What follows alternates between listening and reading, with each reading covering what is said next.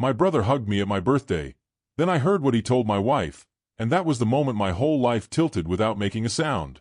The house in suburban Ohio was warm with late October heat, crowded with paper plates, half-melted ice in coolers, and the voices of people who had known me long enough to pretend they knew me now. My mother laughed too loudly. My father kept refilling glasses nobody needed. My wife, Emily, moved from guest to guest with a calm smile that had carried us through 15 years of marriage. Then my younger brother, Daniel, crossed the living room, wrapped his arms around me, and told me he was proud of me. Everyone saw it. Everyone smiled. It looked like forgiveness, like family, like one of those moments people remember when they want to believe things turned out all right. But minutes later, coming back from the kitchen with a bag of ice, I heard Daniel murmur something to Emily near the hallway window, something low and urgent that made her face go white. In that second, I understood the hug had been a warning. Tell me where you're watching from tonight. I turned the corner before they noticed me, stopping beside the coat rack near the front door. Daniel stood with one shoulder against the wall, a beer bottle loose in his hand. Emily faced him with her arms folded, braced. The noise from the living room covered most of his words, but not the part that mattered. He still doesn't know, Daniel said. If you care about him at all, don't let Dad tell him first. Emily looked past him and saw me. Fear crossed her face so quickly it might have been invisible to anyone else. I walked forward, set the bag of ice on the hallway table, and asked, "No what?" Daniel pushed off the wall. "Not here." My birthday party continued 10 feet away like nothing in the universe had shifted. My aunt laughed in the living room. Someone turned the music up. My son, Caleb, was bent over his phone with his cousin. The normalcy of it made me furious. It felt staged, like everyone had agreed to keep the set standing while I walked into the trap. "Now," I said. Emily stepped toward me. "Jack, let's go upstairs." "No," I looked at Daniel. "You started this. Finish it." For a second he seemed ready. Then my father's voice boomed from the dining room. "Where's the birthday man?" "Cake in 5 minutes." Daniel rubbed the back of his neck, a habit he had whenever he was cornered. "After everyone leaves." I should have demanded it right then.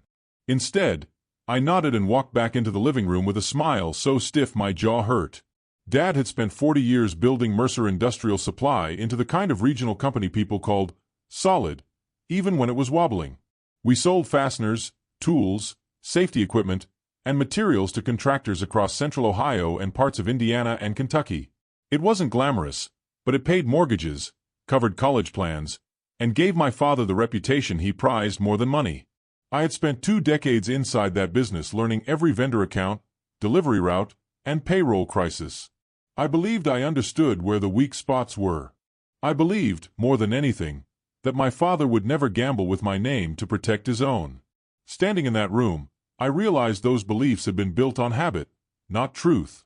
Daniel and I had been cast in fixed roles our entire lives. He was the charming one who made messes and talked his way out of them. I was the dependable one who stayed, worked, and kept things running. I married Emily at 28, bought a house outside Columbus, and took over operations at my father's hardware supply company when his knees started giving him trouble. By 43, I had the life I thought meant safety: a stable marriage, 2 kids, a respectable position, and Sunday dinners that always looked the same. Emily had made my world feel warmer from the start. She laughed easily, said what she meant, and pulled life into rooms that had always felt too careful. We had built years of routine together: coffee on the deck before work, late grocery runs on Saturdays, movie nights with the kids in the basement when winter pressed against the windows. The last year had been harder. Not dramatic, just thin. She was distracted, always checking her phone, always tired. We fought over practical things with an intensity that belonged to bigger problems. I told myself it was stress. She told me the same. After cake, my mother insisted on pictures in front of the fireplace. Emily stood on one side of me in a blue sweater, Daniel on the other. In every photo from that night, I'm smiling. Later, I would stare at those pictures and wonder whether anyone else could see how trapped I already looked. The party dragged until nearly 10. One by one, relatives hugged me, gathered dishes, called cheerful goodbyes into the dark driveway, and left. My parents were the last to go, which was unusual. Mom usually fled if she sensed tension. That night she lingered by the door, fixing her scarf without meeting my eyes. Dad clapped my shoulder and said, "We should talk this week at the office." My chest tightened. About what? He paused too long. Business. Daniel had his coat half on when I blocked the doorway. Nobody leaves. Mom's mouth parted. Dad's face went flat. Emily stood by the stairs, pale and exhausted. "I heard enough in the hallway," I said. "Enough to know I'm the only person in this house who doesn't know what's happening." Caleb had come into the room by then. Sophie was behind him, 17, hugging herself inside an oversized sweatshirt. I hated that they were there. I hated more that everyone else seemed unsurprised. "Kids, go upstairs," Emily said. "No," Caleb answered. "What's going on?" Dad took off his coat and laid it over the armchair like he was settling in for a meeting. "This doesn't involve them." "That means it absolutely involves them," I said. Daniel exhaled. "Jack, just listen before you explode." The old anger between us flashed hot. "Then say it." Nobody moved. The refrigerator hummed in the kitchen. Somewhere upstairs, a bathroom fan ran. Those ordinary sounds remained sharper in my memory than the first sentence that broke us. It was Emily who finally spoke. Emily had known for 3 weeks. That detail hung in the room before anyone admitted it, visible in the way she kept pressing her thumb into her palm. She had found emails on the laptop while helping Sophie print a form, then confronted Daniel first because she was afraid if she told me, I would defend Dad and tear our marriage open doing it. "Your father has been using your name on some of the company debt," she said quietly. "For longer than you know." At first I didn't understand the sentence, not because I couldn't hear it, but because I couldn't fit it into my life. Using my name how? Dad looked irritated, as if Emily had jumped ahead in a presentation. "Temporarily. To restructure some obligations." "Obligations," I repeated. Daniel gave a hard, humorless laugh. "Loans, Jack. Credit lines. Vendor guarantees. He moved things under your authority because the bank trusted you more." I stared at my father. "You forged my signature?" "Not exactly," Emily said. "He had access through the digital authorization you gave accounting years ago. He expanded it." The room seemed to narrow. I could hear blood in my ears. "How much?" Nobody answered. "How much?" Dad finally met my eyes. "Enough that if the auditors look closely, the exposure reaches you first." Sophie made a small sound behind me. Caleb said, "What does that mean?" It meant everything I had built under my own name could collapse before I even understood the paperwork. It meant my father had taken the trust one gave him and turned it into leverage. But even then, I sensed something worse, something Daniel wanted Emily to tell me first. And when I turned to my wife, I knew from her face that the worst part had not been said yet. Nobody spoke for several seconds after Dad admitted the exposure reached me first. The silence felt less like shock than exhaustion, as if everyone else had been carrying pieces of the same lie and had finally set them down. Caleb looked from face to face with the anger teenagers get when they realize adults are weaker than promised. Sophie stared at the floor. I looked at Emily. "You knew for 3 weeks?" She nodded.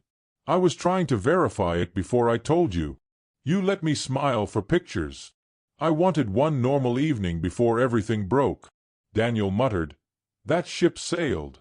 I forced myself to focus on facts, because facts were the only things keeping me upright.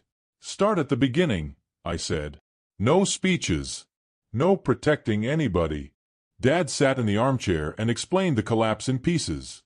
2 years earlier, the warehouse expansion had gone over budget. Steel prices spiked. 2 major contractors delayed payment. He opened credit lines to cover payroll and vendors, then shifted debt around when the bank tightened. When confidence in the company slipped, he leaned on my title, my credit history, and authorizations I had granted accounting years earlier. What he called temporary had become a structure built around my name. "How much?" I asked. Emily answered, "A little over 900,000 directly tied to your authorization trail." I sat down because my knees felt unreliable. 900,000. My father had gambled with a number big enough to swallow my house, my savings, my future, and maybe my freedom if prosecutors wanted an example. Then I looked at Daniel. "How did you know?" I found out 3 months ago, he said. A finance guy in Dayton joked that Mercer Industrial was being held together with your signature. I thought he was talking nonsense, so I started digging. You confronted Dad? First him, then Emily. Dad said he was fixing it. Emily said she was trying to understand it.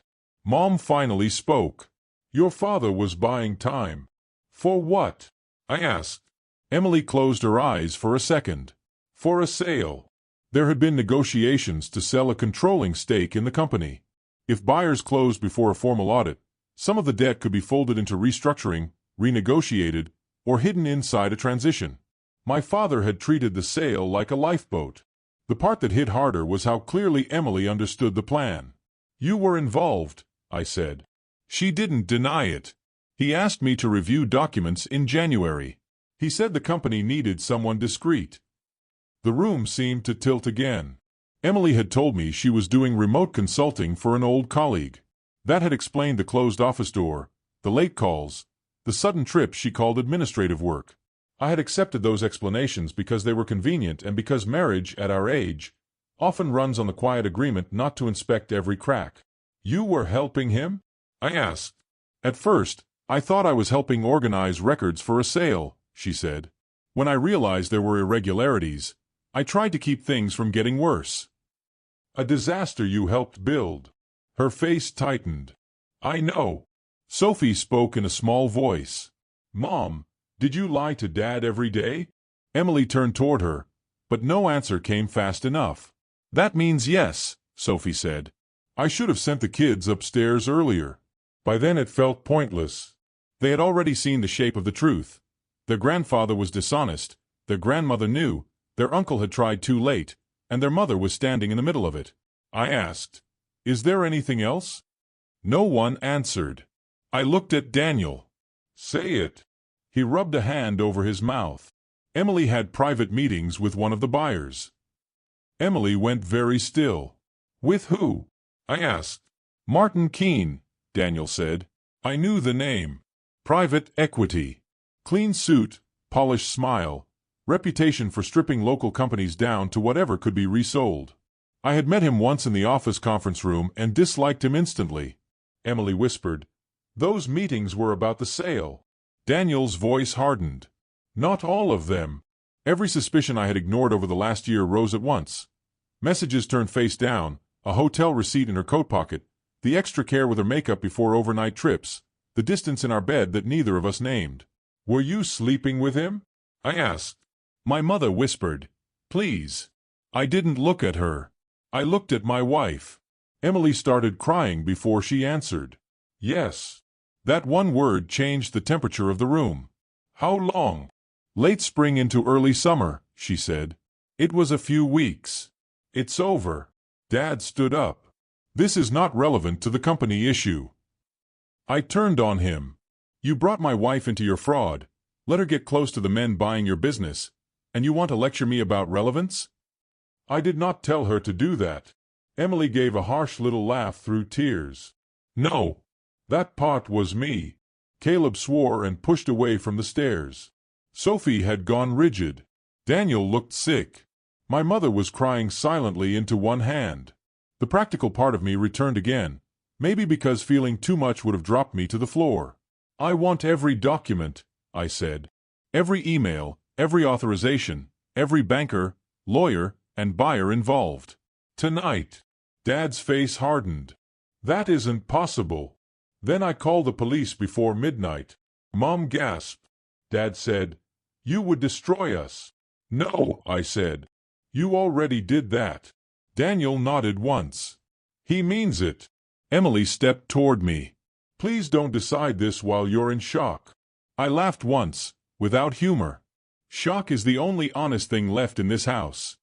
I sent Caleb and Sophie upstairs, this time in a voice that ended argument. Then I told Daniel to get his laptop from the car, told Emily to bring every file she had touched, and told my parents to sit down and stay there. Outside, wind hit the siding hard enough to make the house creak. Inside, the family I had spent my life protecting finally looked like what it was. Frightened people standing knee-deep in the wreckage of their own choices. For the next 2 hours, our dining table became a war room. Daniel opened folders from a bank contact and matched transaction dates against internal memos. Emily brought printed drafts from her office and slid them toward me without trying to explain. Dad tried twice to reframe a decision as temporary, but each time I shut him down. Mom sat at the end of the table twisting a tissue into threads, still acting like this was misunderstanding, not deceit. The deeper I dug, the clearer the pattern became. My name had not been used in one desperate moment.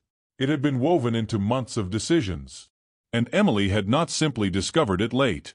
She had helped keep it alive while telling herself she was saving us. By 1 in the morning, nobody could pretend. By 1 in the morning, the truth had shape, dates, signatures, and names spread across my dining room table. Daniel had built a timeline from printed emails, screenshots, and loan summaries. Emily had supplied meeting notes and draft sale language. Dad had stopped pretending he was misunderstood and shifted into the colder honesty of a man who believes necessity excuses everything. If the sale to Martin Keene's group closed quickly, my father believed the damage could be folded into restructuring and hidden behind legal complexity. If it failed, the auditors would find my authorization trail first. Emily's role had been to make the records coherent enough to survive scrutiny until closing. She said the affair with Keene had been brief and over. I believed only one part of that. I called a lawyer at 1:17 a.m. His name was Peter Hanley. When he answered, I expected him to tell me to wait until morning. Instead, he listened for less than 2 minutes and said, "Do not destroy anything, do not let anyone leave with documents, and email me photos of every page you have." Dad said I was overreacting. Peter told me to put him on speaker. I did. For the first time that night, my father sounded uncertain. Peter spoke plainly. Once a fraudulent authorization trail touched personal liability, every hour mattered. He told Dad to stop talking unless he wanted to confess cleanly. He told Emily not to delete messages or contact Martin Keene. He told Daniel to send copies of everything he had uncovered. Then he told me to separate myself from the company before sunrise in any way I could document. At 1:40, I walked to my office, drafted a resignation from operational authority at Mercer Industrial Supply, copied Peter, the controller, and the outside accountant, and sent it. Then I wrote a second email revoking permission for my name, credentials, or digital approvals to be used on future transactions. Dad watched from the doorway, pale with fury. "You think this protects you?" he asked. "It protects the truth," I said. I woke Caleb and Sophie and brought them to the kitchen because I refused to let them learn the rest through whispers. I told the kids the company was in serious legal trouble, that Grandpa had involved me without my consent, and that their mother had hidden it while trying, wrongly, to prevent things from getting worse. Sophie cried quietly. Caleb asked whether we were going to lose the house. "I don't know," I said, and the honesty of that seemed to steady him more than reassurance would have. Emily tried to speak, but Sophie stood first. "I love you," she said, voice shaking, "but I don't trust you right now." Then she went upstairs, and Caleb followed without another word. After they left, Emily said, "You can hate me. You probably should. But I was trying to protect the kids." "You were protecting yourself from telling the truth," I said. "That is not the same thing." By 3 in the morning, Peter had arranged for a forensic accountant to meet us at his office at 8. He also told me to create distance inside the house. So I told Emily she would sleep downstairs. She nodded without arguing. Maybe she knew resistance would only expose how far gone we already were. My parents left just before dawn. Dad wanted to handle a few calls. Peter had forbidden that unless I documented every box he removed. So I photographed the records he loaded into his trunk. Mom hugged herself inside her coat and would not meet my eyes. Daniel stayed. He made coffee after they left and stood beside me at the counter in the gray quiet that follows a sleepless night. "I should have told you the minute I found out," he said. "Yes," I answered. I thought I could pressure Dad first. Then Emily said she was trying to untangle it. Then I kept thinking there'd be one clean moment to bring it to you. There usually isn't. At Peter's office that morning, the forensic accountant confirmed what I already felt in my bones. My father had layered authorizations in a way designed to preserve plausible deniability for himself and maximum exposure for me. Not because he hated me, Peter said, but because he believed I could survive reputational damage better than he could survive public failure. That sentence revealed my father more completely than any confession. By noon, Peter had arranged a voluntary disclosure strategy that positioned me as a cooperating witness rather than a participant. He also sent notice to Martin Keene's firm that all future communication had to go through counsel. When Martin tried calling Emily twice, we preserved the call logs and ignored them. Over the next week, Emily moved into a short-term rental 10 minutes away. The children split their time carefully, politely, like diplomats crossing a tense border. Friends began hearing pieces of the story, and in our corner of Ohio, scandal travels faster than weather. Dad refused, at first, to accept responsibility in plain language. Even with lawyers involved, he kept reaching for words like pressure, timing, and market conditions. He talked about the business as if morality naturally shrinks when survival is at stake. But records do not care about self-justification. Within a month, he was forced out of the company entirely. My mother moved through those weeks like a woman learning too late that loyalty becomes complicity when you keep feeding it silence. Emily and I did not get a dramatic reconciliation or a clean ending. We met with a therapist several times, and each session brought fuller truth that was valuable and too late at the same time. I learned the affair had ended because Martin saw the deal turning unstable and withdrew emotionally before the paperwork even cooled. In the end, the company was sold in pieces, not as victory but as salvage. My father avoided prison through age, health, cooperation, and an expensive legal strategy one refused to fund. I kept the house, barely, after refinancing and selling inherited land. Emily and I separated formally in January. Some people called that sad. I called it accurate. What stayed with me most was that birthday hug. Daniel had wrapped his arms around me in front of everyone not because he was celebrating me, but because he was ashamed and trying to borrow 5 more minutes before the truth landed. Strange as it sounds, I no longer resent that hug. It was the last moment of my old life. Now when people ask when everything changed, I don't say it was the debt, the affair, or the sale. It changed when I understood that love without honesty is just stage dressing. Family can feed you, defend you, raise you, and still betray you while passing the cake. Once I saw that clearly, I stopped confusing loyalty with silence. And that, more than anything my father ever built, is what finally saved me. If this story hit you, subscribe to the channel and stay with us for more stories like this. I have never forgotten that night.